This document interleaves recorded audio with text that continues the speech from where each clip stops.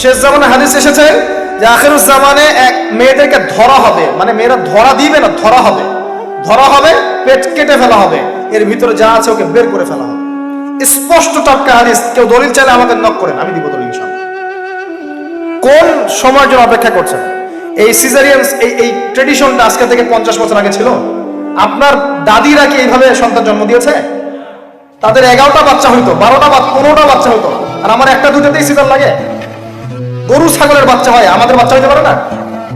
সুবহানাল্লাহ, সুবহানাল্লাহ। ইভেন আমার ক্ষেত্রে এমন হয়েছিল। 12 ঘন্টার মধ্যে না করলে আপনার ওয়াইফকে বাঁচানো যাবে না। বললাম ওয়াইফ বাঁচবে, নরমালি হবে, নরমালি করবে।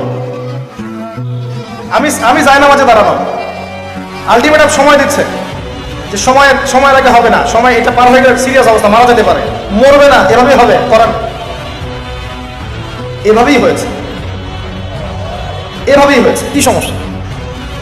মানুষকে ভয় দেখানো হয় এখানে। আমি কথাটা এই জন্য বললাম যে যারা পুরুষ আছেন আপনারা এবং যারা সন্তানের বাবা হচ্ছেন, আপনারা আপনাদের স্ত্রীদের জীবনটাকে এভাবে ধ্বংসের মুখে ঠেলে দিন না।